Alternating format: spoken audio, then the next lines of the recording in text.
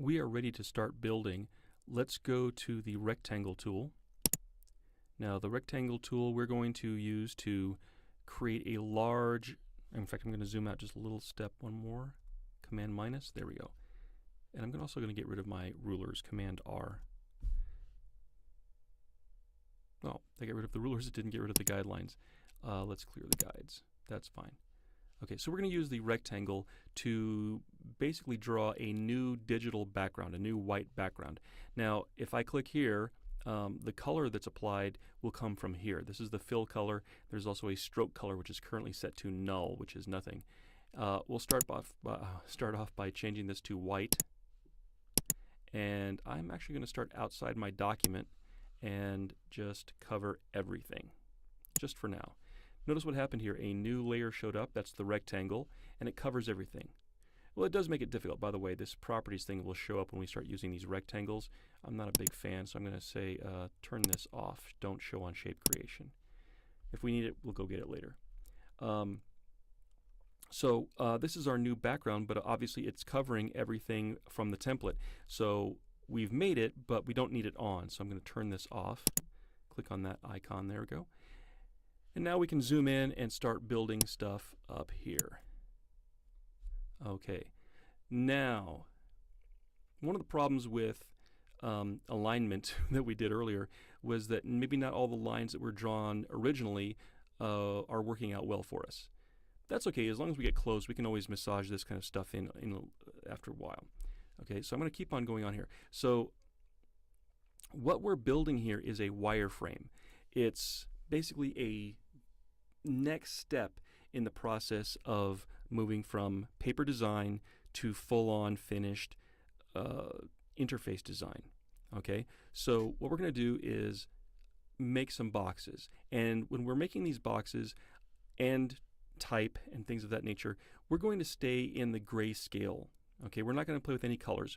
We're going to use black, any kind of gray, and white. All right, so let's go back to our, sorry about that. Let's go back to our rectangle tool, and that's what that is. We're set to white, and that's great for our background. I think I'm going to change this just a little bit and give it a little bit of a gray tint there. Maybe not quite so much. How does that look? Right about there. And I'm also going to give it a black outline. Now this outline is a little thick right here, so I'm going to reduce this. You know what, and I don't want it to do in big old numbers like this. I'm going to drop this and see what number just 1 point looks like. Why didn't it go? 1. There we go. And now let's just draw the CNN box.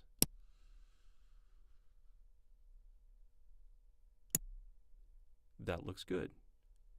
Now if you'd like to relabel these things, you can double click on the label for the layer, and I could call this the logo background. We'll just leave it like that, logo background. We could start there. Okay, but again, we're going to turn these things off as we go along. Okay, now the actual CNN logo, obviously I don't have, and I don't have it in grayscale at this time either, but I can certainly just type something in. So I'll just start over here. I can always move where it is. Seems a little bit small, and I'll just use Myriad Pro just because it's handy, and I'll put this up to about 25 and just type in capital CNN. And I will tell Photoshop I'm done, and I'll use the move tool to move this into position. It's a little small, so I'm going to drop this right over here, and I can go use the type tool again. Now I don't have to highlight this. Photoshop already knows that it's highlighted, it's selected.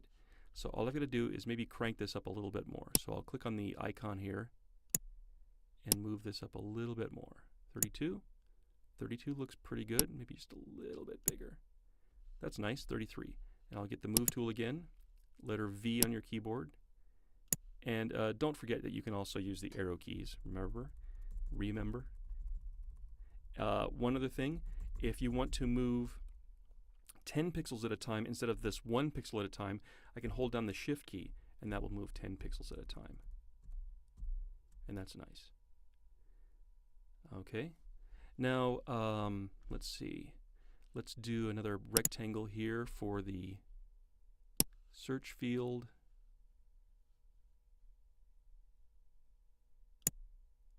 okay, and I'm going to turn this off just temporarily, and I'm going to use the line tool to plug in a line, and I'll turn this other one back on.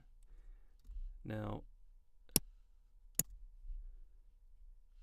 this line is showing up as it's a simple box. Actually, we can fill this with black.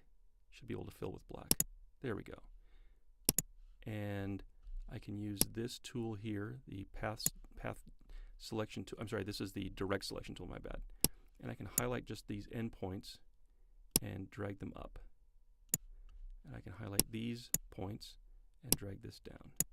Interestingly enough, the rectangle it doesn't have a box around it. So what I can do is go back here to this rectangle tool, and I can fix that. I'll go back to the rectangle tool and say, hey, use the stroke. Use black. Try to 1 point.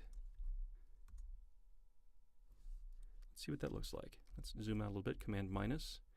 Even that's a little thick. Maybe we'll crank this down about half. How about 0.5? That looks nicer. I like that. Now let's take a look at what's happening here. I'll even turn on everything so you can see what's happening.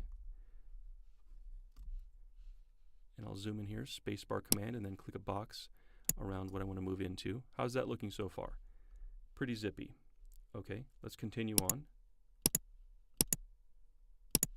Turn off that background. Okay, so we've got the search field set up. We haven't got the type. We'll do that in a bit. We'll do another box down here just for setting up this particular navigation. So I'm going to click on this top one. Whenever I create a new box, which is what I'm about to do, a new layer will show up on top of what is currently selected. Now I know that shape 1 is not visible at this time, but that's okay. What I'm about to do is to do a box, and it's for some reason the thing is not sticking. So I'm going to go do this again and do 1 point. Okay, and then set this up. Now I'm kind of guessing on my dimensions as to where stuff should be. That's okay. You can lay stuff out and then go back and change it. Now we've got a problem here because I set this for black. There we go.